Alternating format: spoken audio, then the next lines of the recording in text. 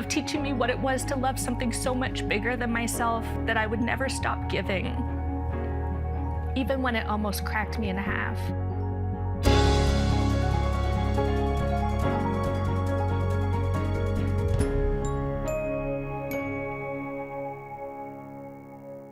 Study after survey after news report all seem to agree. Teenagers want and need better access to mental health services. Demand for treatment for eating disorders, substance use disorders, anxiety and depression all increased over the past few years, even as mental health professionals, schools, and government scrambled to meet teens where they were. The word crisis gets used a lot, so let's find out where this stands and what's needed from Kathy Short, Executive Director of School Mental Health Ontario. She's coming to us from just outside Hamilton. And here in our studio, Kwame McKenzie, CEO of the Wellesley Institute and a professor of psychiatry at the University of Toronto. Joe Henderson, Executive Director of Youth Wellness Hubs Ontario and Director of the Margaret and Wallace McCain Centre for Child, Youth and Family Mental Health at CAMH, the Centre for Addiction and Mental Health. You win. That's the longest title I've ever heard in my life. Annie Kidder is here, Executive Director of People for Education. No, you win. That's a nice short title. Thank you. And Mahalia Dixon is here. She is a youth engagement specialist, also with CAMH, and it's great to have you four here in our studio. You again, you two for the first time. And Kathy, thanks for joining us from just outside the Hammer. I want to start by reading something that was in the Globe and Mail last month, and that will set up the discussion to come. This from feature writer Aaron Anderson. Early on in the pandemic, the predictions were grim. Scientific papers warned of a, quote, mental health tsunami. Experts worried about escalating anxiety and depression. But the big picture theme of the pandemic, according to a growing collection of data, is not panic, but resilience. As a new international study led by Canadian researchers and published Wednesday in the British Medical Journal suggests, humanity has, for the most part, quote, made the best of a difficult situation.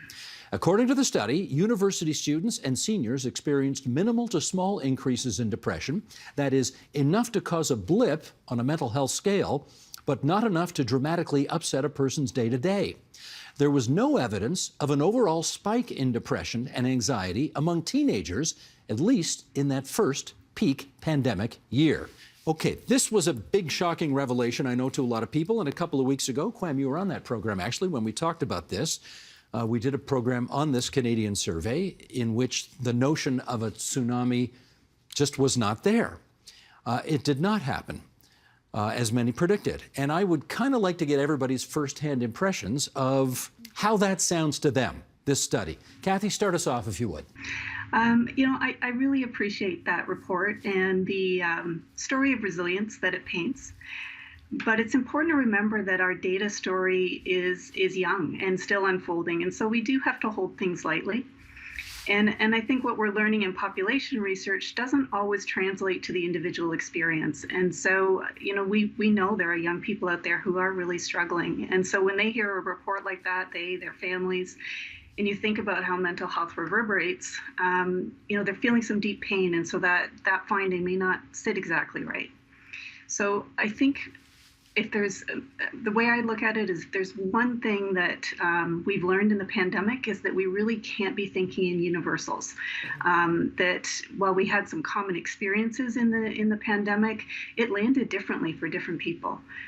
We all experienced some hardship, but for some there was more loss, more grief, more challenges, more strain. So depending on circumstances, I think we have some young people who are actually managing okay. We have some that are experiencing what I would say is more distress than disorder, and we have some kids who are really struggling. Okay, So, let me jump in there, line- and I'm going to get some Sure. reaction here in the studio as well. Annie, to you first. What are you hearing from the school systems? A lot of stress. So we survey all the principals in the province.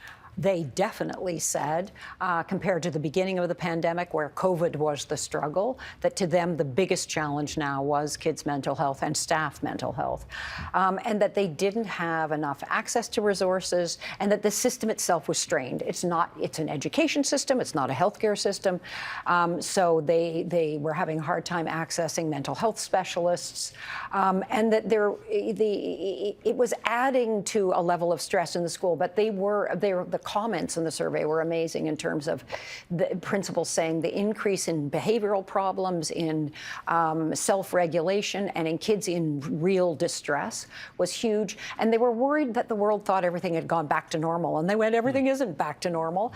And we really want to be able to help these kids, and we don't have enough help to do it. Joe, from your standpoint. Yeah, well, I mean, I think it's interesting the use of language such as resilience is a little bit problematic from my perspective. Okay. You know, in part, we're expecting young people to adapt to change, and really we need the systems to adapt. Right. We need the systems to adjust and create sort of less stressful environments, as well as supporting young people to cope more effectively. As long as we have systems in place that are not reflective of the needs of young people, then we're situating them in contexts that are likely to lead to stress, distress, and as Kathy said, higher levels of disorder as well. Kwame, are we in the midst of a teen mental health crisis in your view? If you look at the Canadian data, or even further, if you look at the Ontario data, it's very different. So in 2019, school surveys, 21% of kids had mental health problems. 2021, 26% had mental health problems. 60% were saying that their mental health had been affected by COVID.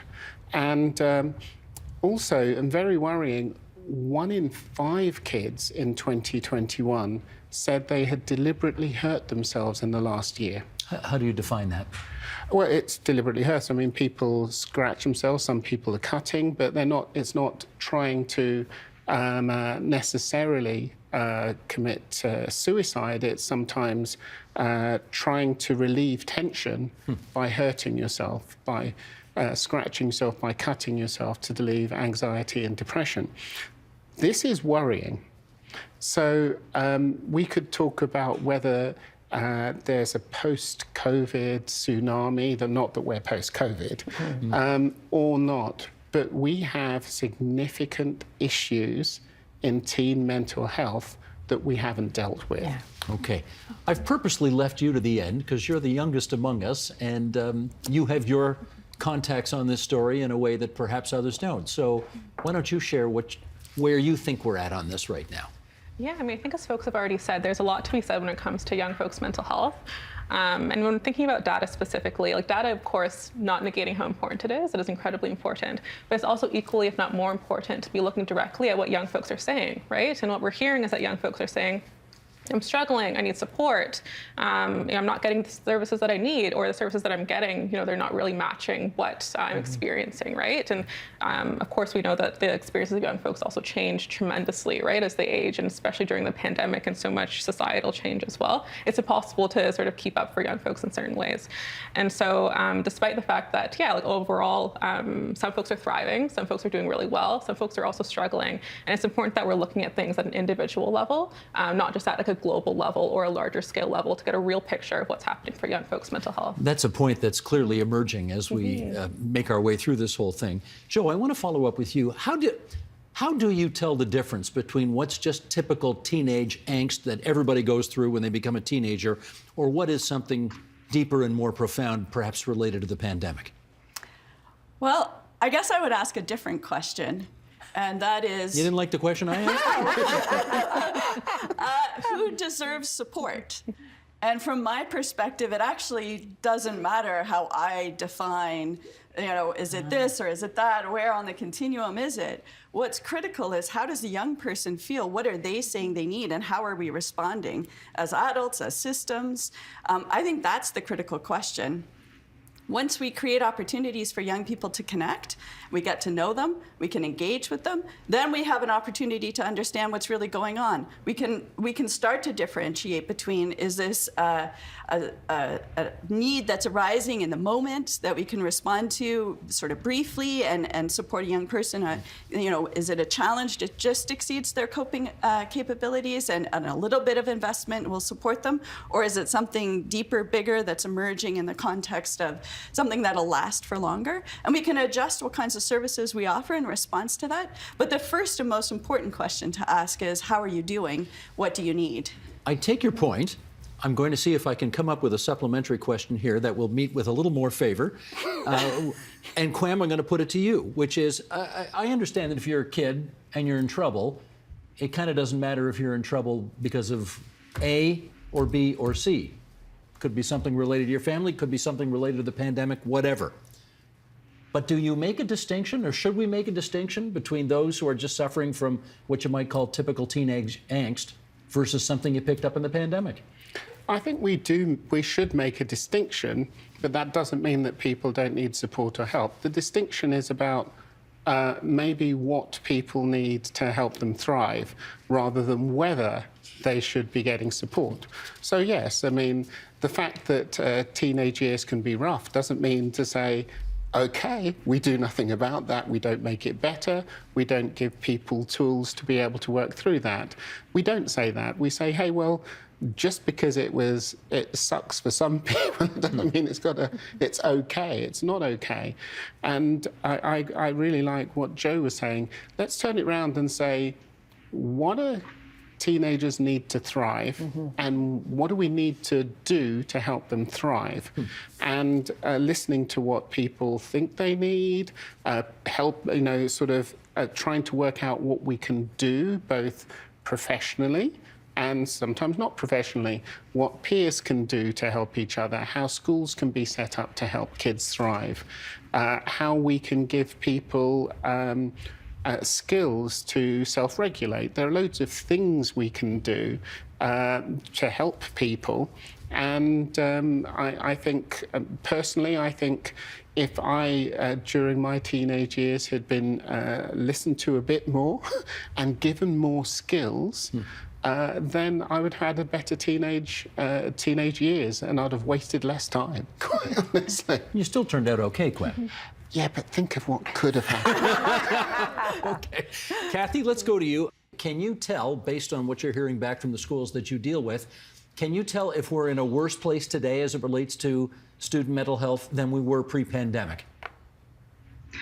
You know, coming into the pandemic, we were still having child and youth mental health problems. I think one of the sort of maybe enlightening moments that we've all had is that we're having conversations like this. And so we're putting attention and support and using the investments that have been made wisely and mobilizing quickly. But we do have coaches in every school district, and they're pretty apprised to what's happening out there. And we are hearing certainly more acute concerns and more need for those sorts of services, but also really some excellent stories of hope and amazing things happening in classrooms every day. And I think we need to shine a light on that as well. I want to take that light and I want to shine it on your report, Annie, because I think emerged from your report was the notion that if we're going to improve the mental health of students, we may first have to improve the mental health of teachers. Can you make that link for us? Well, yeah, and I also want to link back to Kwame's point about skills, because I think that there's the kind of short-term, is there an emergency and how do we deal with it? And I hope we're not just going, if it's not a tsunami, then who cares? There's obviously a storm. So there's two parts to this then. If we think about the skills and if we think about what we should and could be doing in the education system to recognize these as teachable, learnable skills that start from early childhood and go up all the way through the system, and that are not little add-ons, not a little square on the curriculum going, you should look at social emotional learning too, but actually understanding them as serious so that when you hit a crisis as a young person, hopefully, not everybody, you'll have more skills to be able to deal with it. You'll understand how you're feeling. You'll be able to communicate how you're feeling to other people. You'll know if you need help, which is a really good indicator of whether or not you have those skills that you go, I'm actually in trouble now. I need to go to somebody to ask. So there's a long-term thing here that hopefully we're learning from, which is a significant change needs to be made in schooling so that we deal with partly an inequity here, because some families can go access help, have more wherewithal to kind of have these conversations at home. And I'm not saying teachers should become mental health experts or deal with mental illness, but it is important that we're thinking about what needs to change in the system. But yes, another part of the report that came out was that there's a lot of stress among all school staff too. They also have gone through a pandemic, but they also felt there wasn't enough staff support, so that then you've got kids who are really struggling, and less access to staff, then more staff going, I'm in a crisis, I'm going to take a leave, less access to staff, more kids struggling. So there is a kind of just spiral. One principal called it a downward spiral that takes place. But to me, that skills piece is a key long-term piece here, where that shouldn't be something that only families with the kind of only certain families have access to. Would you make that connection between improved mental health for students needing to start with improved mental health for teachers? I would like to see both simultaneously, but absolutely. We know that the mental health of young people is affected by the mental health of the adults who surround them in their lives. And school, of course, is a context within which many young people, most young people, are engaged at younger ages. And so ensuring that teachers and other school staff have their own skills around mental health, their own literacy, and the supports in place to support their mental health will be an important piece of moving forward. Can I get you on that, Mahalia? I mean, we seem to want teachers to be experts in so many different things these days, beyond just reading, writing, and arithmetic, so to speak. Do you think they can be experts in, maybe not experts, but how big a piece of the mental health solution for students are teachers in the first place? I think they can definitely play a significant role, right? But I think there's also a distinction between capacity and expertise. Right. And I think that it's important that we're talking about capacity here, right? Like we definitely don't want to put too much pressure on teachers, and then they'll just crumble, because they already have so much on their plates. But it means that they have the capacity to identify different things in their students as they see them. They spend the most time with their young people, right? Even more than their parents a lot of times. They should be able to identify it and then link them to other services, whether it be more guidance counselors in schools, counselors in schools, psychologists, and then also linking them to community resources as well. So for me, when I see teachers, it's that liaison role, right? That be able to, okay, I see my student is struggling, how can I help you? And maybe I can help you by linking you to this other resource with other folks who are experts, right? And who do have the capacity, the time, the energy, and the resources, really. Like resources is the key thing here as well, to support these young people in their communities, right? So that way they're not going out of their communities, they're not going out of their comfort, I guess, to access services, and instead they're getting what they need as it's coming to them. Let me pick up on that. Joe, I guess we'll go back to first principles here. Should the school be the hub of a student or a young person's mental health experience? Schools have a really important role to play. And community-based services are essential. So our most vulnerable young people, for example, may not be attending school. School may not be a place that feels comfortable for them to attend, and certainly not to receive their mental health services. So we really need options. We need options that reflect where expertise sits, where young people are and need to be and want to be. And so that's going to include schools, but it's also going to include community. Let me get you on that, Kwame. What should be the hub where students can get those mental health services? Well, I think that we have just gone through a tumultuous time. Everybody knows that COVID has been difficult for people's mental health. And it's not clear to me that we have a plan of how to deal with some of the people who've been most affected, who've had their lives significantly interrupted. We don't necessarily have a catch-up plan for their education. We don't necessarily have a catch-up plan for their social development and their mental health development. And so when I hear these sort of conversations, what are we going to do about staff mental health in schools, teacher capacity, who links to whom, you sort of think, wouldn't it be good to have a plan? Right? Who's responsible for coming up with the plan? Well, obviously, you would want both the Ministry of Education and the Ministry of Health to be working together to try and work out what the plan should be and who does what. Because there are some things about promoting wellness and not about mental illness, about promoting wellness and trying to get people as well as they were before, right? Do you know if they're doing that, incidentally? Sorry? Health and education, do you know No. if they are in fact doing that? Yeah. But Kathy Annie can says help no. you. Okay. But Kathy can help you on that. Okay. But I'm just saying, if I don't know the plan, and if parents don't know the plan, then the plan is not being implemented, because everybody should know what the plan is. And it would be great to actually be clear what the plan is, because if we know what the plan is, and if students know what the plan is, that is part of the issue. Somebody's got you. Okay, Somebody's got your back. Let me get that changes how you... Sure. Yeah. I'm going to get Kathy and Annie on this, and let me just preface the question by saying health's an $80 billion a year ministry. Education's a $35 billion a year ministry. So they got a lot on their plate.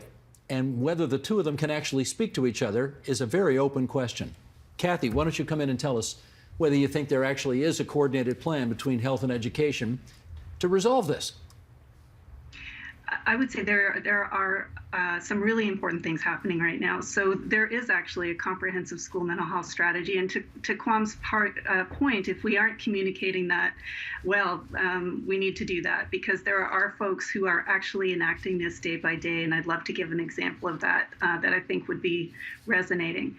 But to your other point, in terms of collaboration across sectors, that is absolutely happening at the sort of intermediary level. So the level of folks like me who are working with folks like Joe, folks like the Knowledge Institute, Children's Mental Health Ontario, we've come together to create a vision and a strategy called Right Time, Right Care. And it is exactly what Kwame is talking about in terms of how we need to work together across our systems, where schools are doing really excellent work with wellness promotion and prevention and early intervention, and our community partners are providing excellent services with intensive care, and many elements of that are well underway. So I would want your audience to have some confidence that there are some really excellent things already happening, and our problem is one of communication and scale. So we have to be thinking about scalable, sustainable solutions together.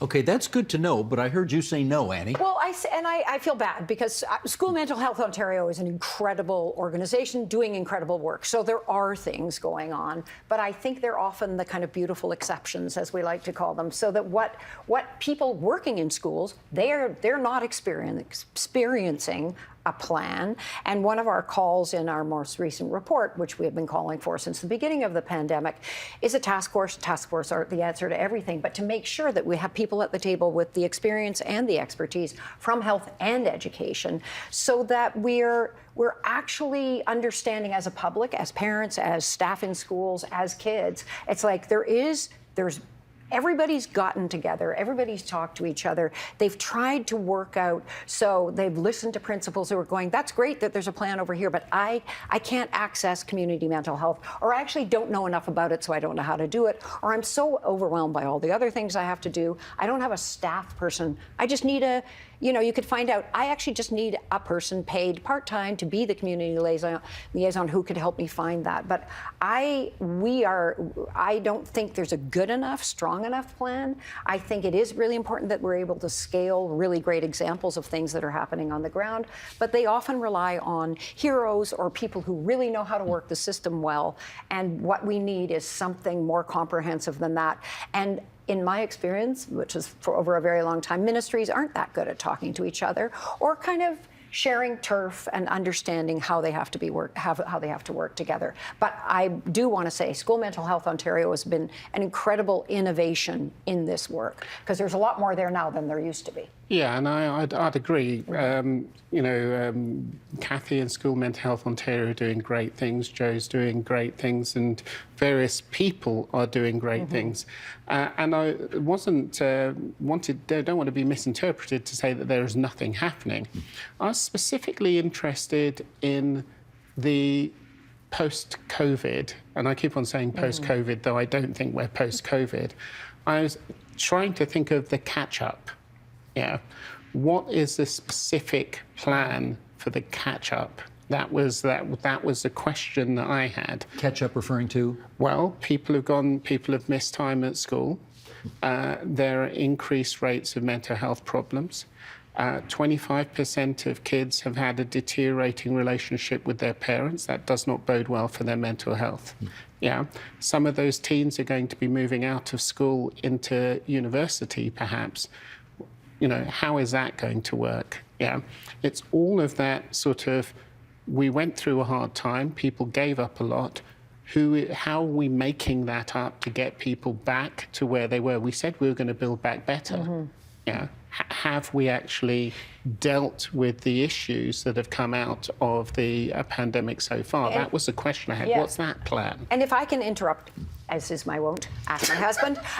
It's exactly that. The principals are going, things aren't back to normal. Don't just go, yippee, that's done, because things are not back to normal in school. So what is the plan? And it's a kind of, and it's much, you know, we talk a lot about learning loss, but we're not talking about catch up in a more global kind of way. And I think that that's why there was a kind of cri de coeur from principals going, something's going on here and people aren't paying enough attention. Well, Joe, let me go to you on that. Yes. What does a catch-up plan look like? Absolutely. Well, I want to sort of jump off of something Kwame said, which is just the importance of thinking not just about one piece, but in fact thinking about the whole picture. And when we talk to youth, when we partner with young people and you know, the kind of work that Mahalia does to support us in doing that, what we hear is young people say, you know, I'm not divided up into health and mental health and substance use and education and family relationships. It's not all separate. It's holistic. It's all me. And our services need to be integrated. I need to be able to walk in the door and say, hey, I need support. And we as a system figure out what are the services we need to offer, how do we engage. I got bad news for you. That's not the way government works. Government works in silos, right? There's health, there's education, there's youth services, right? So how do you, I mean, you're basically asking silos to talk to each other, which they're not really good at. They're not good at it, and we still have to try. We still have to do it. Something like Youth Wellness Hubs Ontario, School Mental Health Ontario as well. We're all about pulling together different pieces of the lack of system, all of the different services. You start with people and organizations who have a shared vision around better outcomes for young people, with young people. You start there and you build. And it can be done. We are doing it. And, you know, it takes leadership. It takes a commitment to innovation. But we can't be held back by the way things have always been. If we sit with the way things have always been, we're going to have the same outcomes. Mahalia, give us your sense in our remaining few moments here about what you think a holistic response to catch-up looks like. Yeah, I mean, I think first of all, if we're asking young folks to adapt to chaos, then I think that services can also learn to adapt. People with decades of experience can also learn to adapt at the same time and can probably do it even better, right, than young people who are, this is your first time going at it. So I think that when we're talking about developing holistic services, is looking at young people at a specific community-based level, not at like a large population-based level, but specific communities. And going in, seeing what's happening, what do you need. It's about ideally having these hubs that you mentioned earlier everywhere, right? School is a hub. Community is a hub, hospital is a hub, family is a hub, everywhere is a hub that young people can go in and get access to different resources that can then launch them, I guess, into a better area of their life, right? Launch them into other services that they need, launch them into university, launch them into career, launch them into whatever it is that they want to be. And so for really when we're talking about holistic services and building holistic services, it's going to individual young people asking, what do you need? And then scaling from there and taking a culturally responsive lens, right? Taking a community responsive lens, a geographically responsive lens, all of that put into one. And of course, there isn't a one-size-fits-all situation at all. Generalization is where we get into a lot of trouble.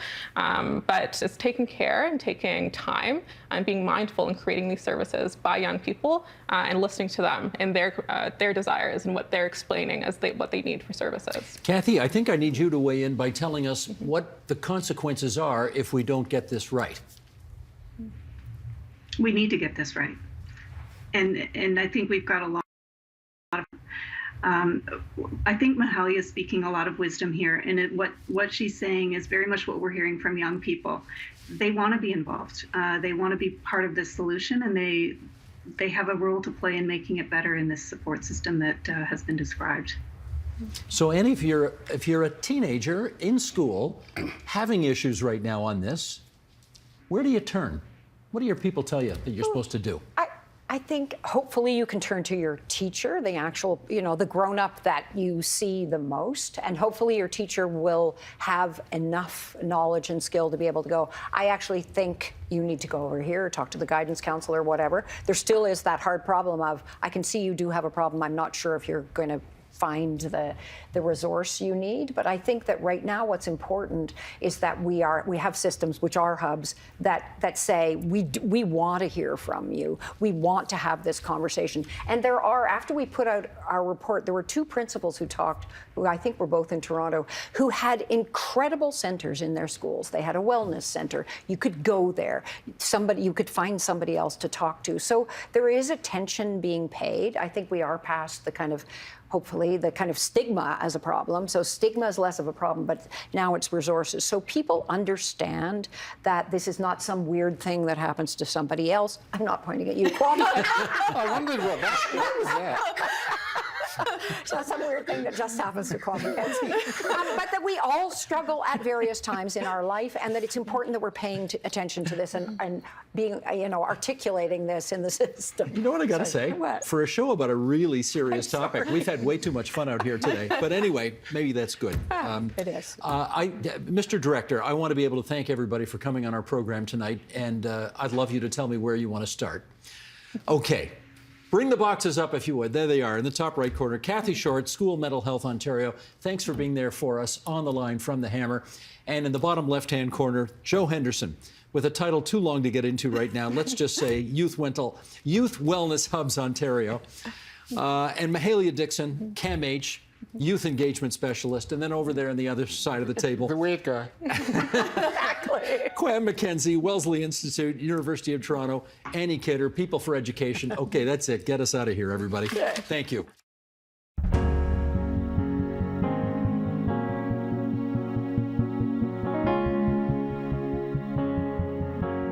The thing about families is that at one point or another, we've all both hated and loved those we're related to. But rarely has it been described as Kelly S. Thompson does in her new memoir, Still, I Cannot Save You. It's about her relationship with her sister, the expectations we have for our siblings, and how our wrongs don't need to define us. And Kelly S. Thompson joins us now. Welcome back. Thank you for having me. So I'm just gonna let the audience know that I will probably cry at some point. Me too. In this conversation. It was really hard to read this book without tissues, lots of tissues. What was it like for you to emotionally write it, to relive those experiences?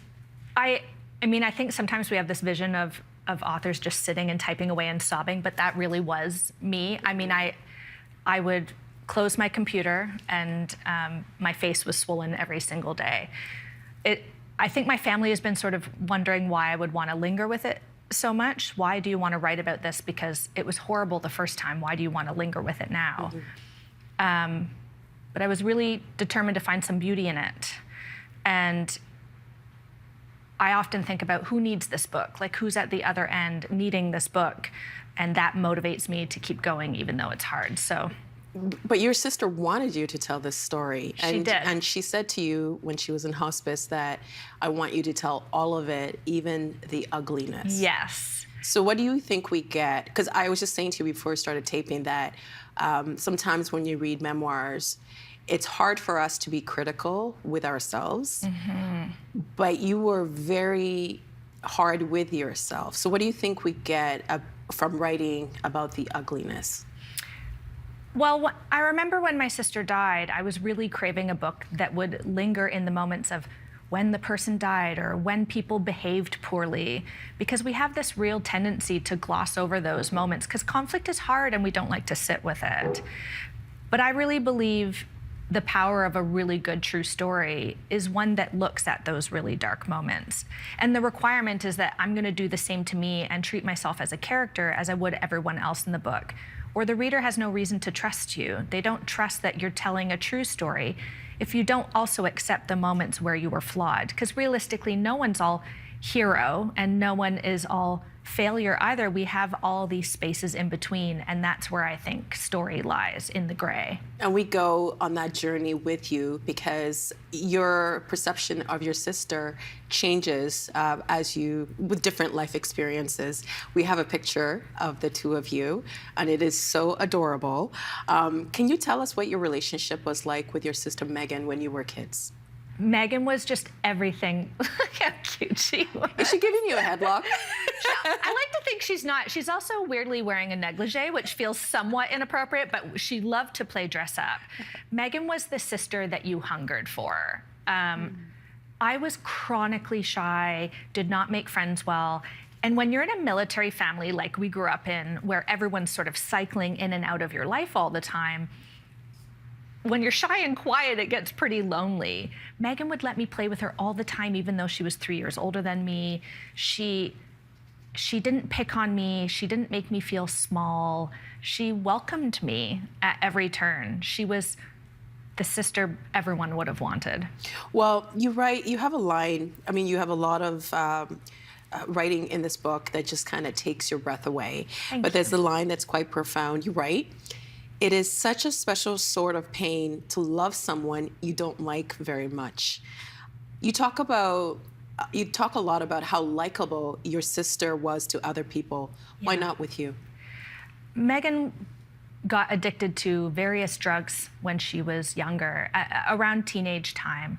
And she made a lot of really difficult decisions. She was stealing from us. She was stealing from me. She was calling me at all hours. And at this time, I was also an officer in the forces. So she was, at some cases, putting my career in jeopardy. And I was angry. But I also didn't understand. I didn't understand addiction and the effort that I made as I got older to understand the complex nature of addiction and the behavior that people will enact in order to feed that addiction. So she was really hard to love. She was not a great person, but then it was also part of going, well, sometimes neither was I. And she loved me back too. So, but it is really hard to love someone who you have to separate yourself from for your own safety and sanity, which is what I eventually had to do. Well, you reach a crossroads and you make this really, I'm guessing, a very difficult decision. You testify in a trial against your sister. Mm-hmm. Why did you decide to do that, and what was the impact to you? My family was really brushing a lot of her behavior under the carpet, and she'd been stealing from a lot of different people in her work. And it was more so, she had an agreement with the judge, so I didn't have to go to a trial, but she wanted me to speak in her favor.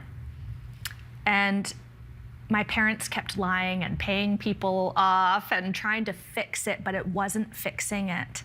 And I knew that if she didn't actually get some help, if she didn't really see how bad it was never going to stop.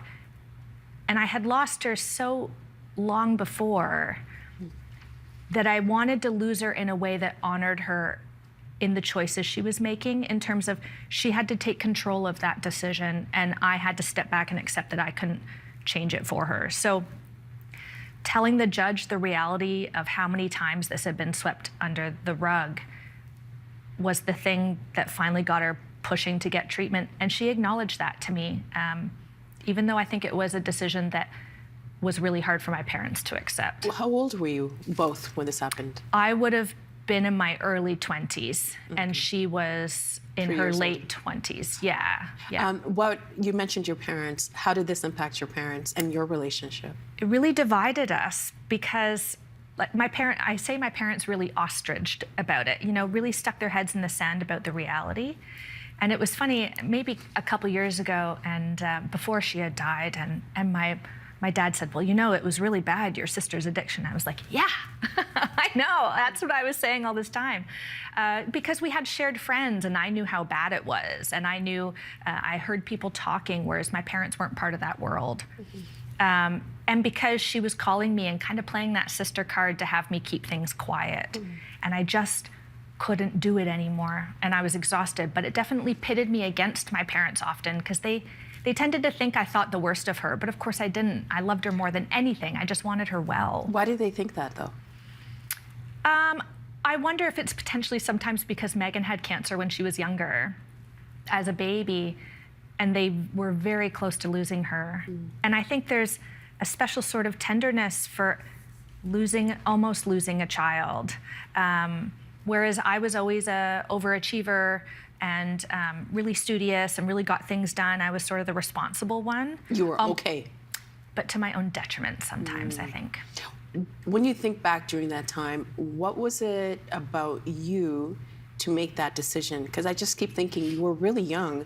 I remember being in my 20s where it's just about self. And you had to make a decision that impacted your relationship with your sister, your relationship with your family. And what if it didn't work out? What if she still went down that road of addiction? I had to know that I did what I thought was best for her. And I'm honest in the book too. I wanted to be right. Like I wanted to not be the horrible sister. I wanted to be the one who was really cognizant of what was going on and trying to take a stand to change it. I think if I hadn't spoken to the judge, I always would have wondered, even if she continued on that path, at least I held a firm line in terms of I was going to support groups and I was trying to read all these books and I was going to Al-Anon for families, trying to understand how to support her. And I had to recognize supporting my sister had to be from a distance because it was the only way that was safe. And continuing to enable her was doing nothing. Your relationship with your sister changes for the better Yeah. after she had her first child. What Yeah. happened? I think Megan finally started to recognize there were people outside of her own sphere because she suddenly had this little one that she wanted to give everything to. And I had something out of my own sphere because I was in my 20s and I came together and I ended up seeing her, and seeing my nephew for the first time and going, oh, this is what it's about. It's about family. It's about so much more than us. It's about this next generation. It's about legacy. It's not all about me and what's making me upset today. And sometimes you have to forgive and move on if the person's making the right reparations, I think. Well, your sister becomes pregnant with her second child, and then probably the worst news ever. What happens next? It was a pretty impossible day. My sister had been in hospital for quite some time because she had kidney cancer as a child. She had a lot of scar tissue in her abdomen. So she'd been in hospital and they thought the baby was catching on the scar tissue, but it turned out it was a massive cancerous tumor and the baby had been hiding it the whole time. So we found out ironically, a day I also found out I couldn't have children. My husband was deployed overseas for a year at the time. And she had the baby about 7 weeks early, I believe, and then found out about the tumor.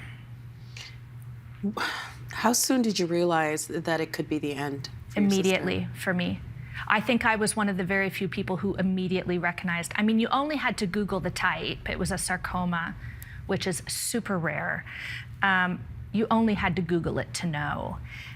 And it was a very strange twilight time in the couple months after, because the tumor ruptured and she had to have a bunch of massive surgeries.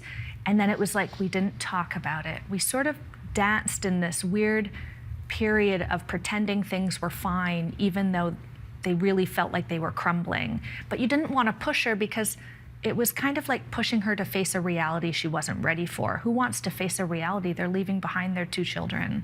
And their loved ones. Well, you talk about when your sister came with you to pick up your husband at the airport who had been deployed. At one point, you tell each other you love each other, and you write this. For years, I denied her those words, like I wanted her to earn them, as though love was something to earn. And I'd always looked down on her for the way she gave love so freely, always willing to risk getting hurt if it meant a chance at a family. That judgment was so foolish in the light of everything we face now. Hard not to read that without crying. I have tissues. Thank goodness. I just own it. I've been crying all over the city, it feels. Yeah. What did you learn from the way that your sister, in the way that she showed her love? She was just, I judged her for such a long time because I felt she was promiscuous, and I judged that. I judged that she just wanted to be loved so badly, she'd do anything. She would change her personality, she would change who she was. And I would think, these men don't deserve you and how lovely you are. But I was one of those men too in how I treated her, in that I made it like she had to earn my love back. Whereas really, she just remained being, when she got clean, she went back to being my sister. And she just didn't punish people. All those years that I said harsh things to her and I was cruel because I was angry, she never held it against me. She just loved freely, and that's a beautiful thing in a world that's quite ugly at the moment. And we don't do that enough. And it seemed as if she was hyper aware of the mistakes that she had made. Yes. Because towards the end, when she was in hospice, she was in a lot of pain. And at one point, she was worried about taking too much. Yes. And then you were joking, like you would do these, you call them death jokes? Yes, our death jokes. Where you would say, oh, are you worried you're going to overdose? Yeah. But she seemed to the very end, she still, she was very hard on herself on the mistakes that she had made. Did you get that sense from her? Less that she was hard on herself, more that she just really owned it and had made such a turnaround that she didn't want to take steps backwards. So she, I think it was something I always really admired about her was, I'm really hard on myself when I mess up, which I do often, and she would just sing it from the rooftops. We've kind of giggled that we came from these super quiet parents who were like, we don't share anything. Whereas now, my sister and I would be like, where did we come from? You know, here we are, we overshare everything, and because it builds community when we see shared suffering, I think. And Megan really recognized that. And she wanted your whole family to be together, but there was tension with her partner. Yes. I don't need, you don't have to say, you could say, Nam, stop. I don't want to talk about this. But after reading the book, I was really worried about your niece and nephew. Do you get a chance to see them? Are they still in your life? We see them sometimes. My husband's military, so we live quite far away, and it's harder to see them. My parents are disabled, so my parents can't look after two young children.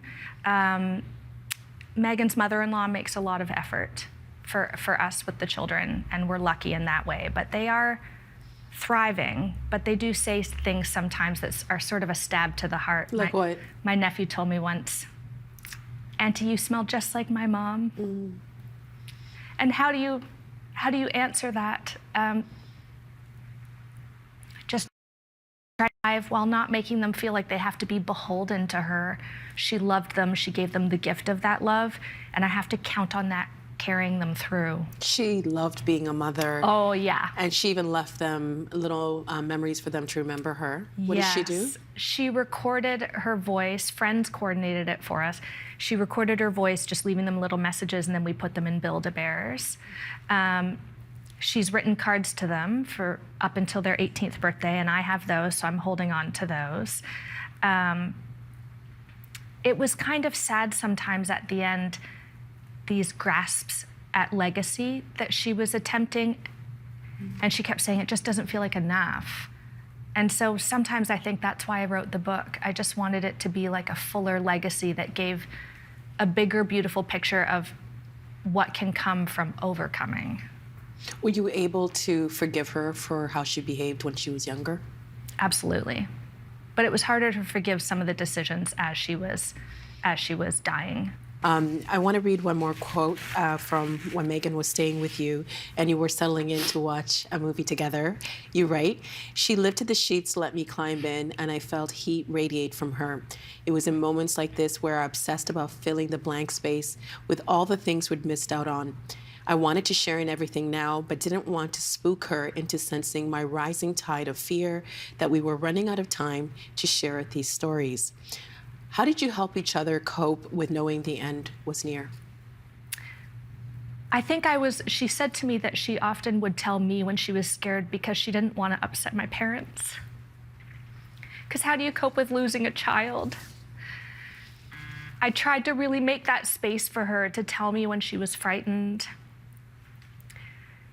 It was like a weird balance between I don't want to cry too much with her because I want to be strong for her, but I don't want her to think I don't care, so I need to cry a little bit.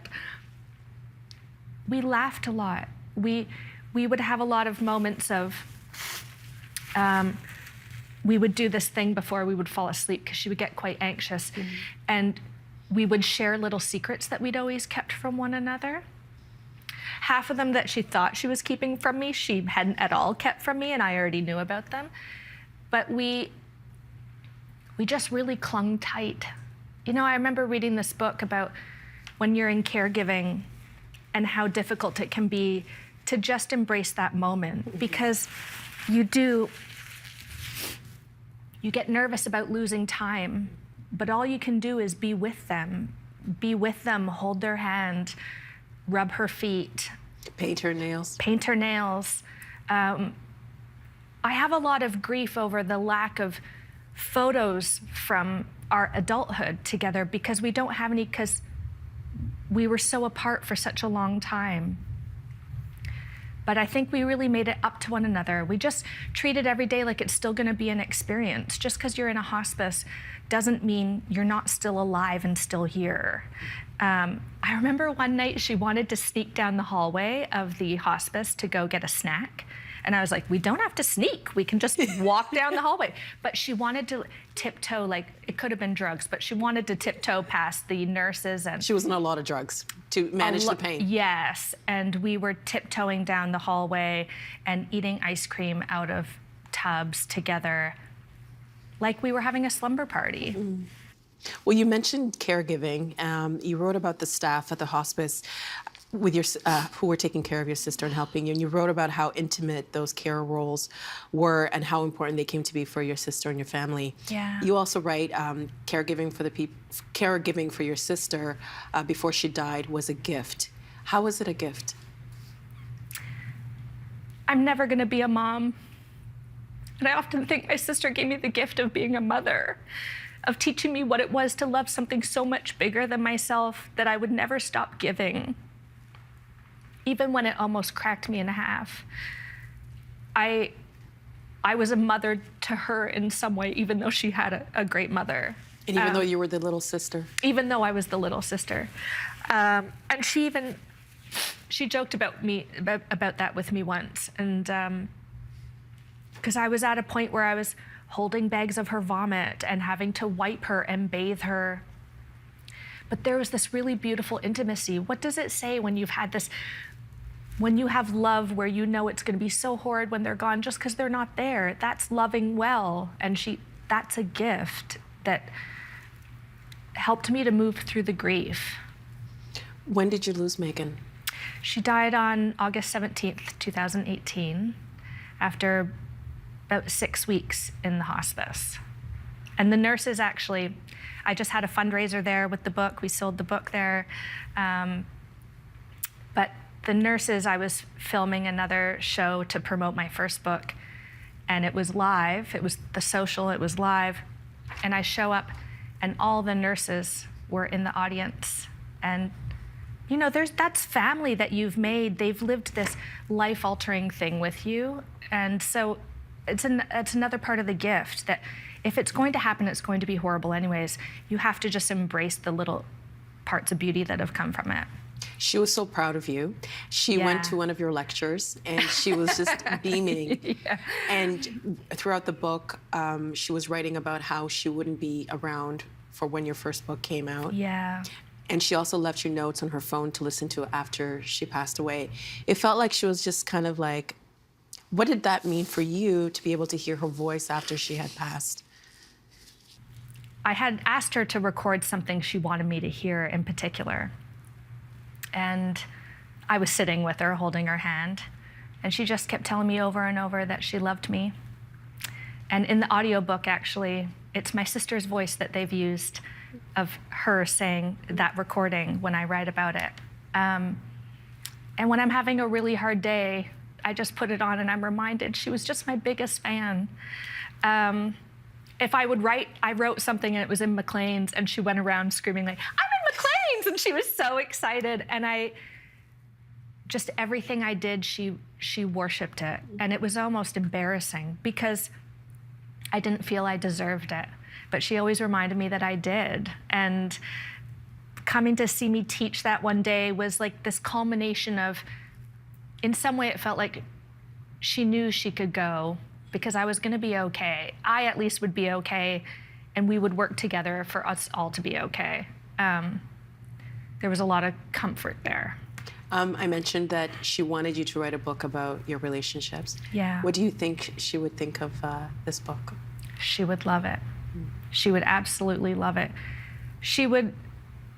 Megan was really great because she wouldn't have been upset about the harder moments that I write about. Some of it she got to read. Some chapters I had written long before, and she was proud of them. I was writing it while she was actively dying.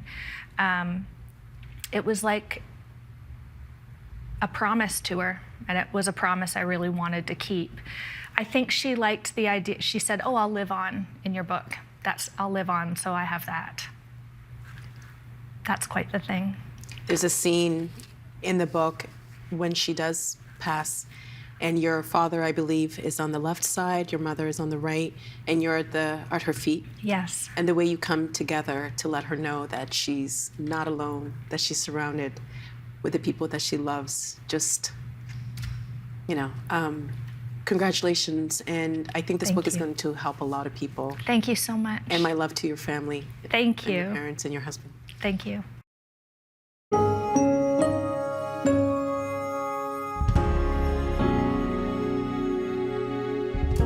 Tomorrow on the agenda. The public library is a democratic institution. And for years, we support literacy in a literate population and free and open access to a diversity of information and ideas. And we protect intellectual freedom and personal privacy, and we preserve the past. And what we're seeing in today's world are more and more challenges to our democratic values and freedoms, including free speech. And the public library, intellectual freedom and equity are two mutually reinforcing principles that are core to our values at the public library. That's tomorrow on the agenda.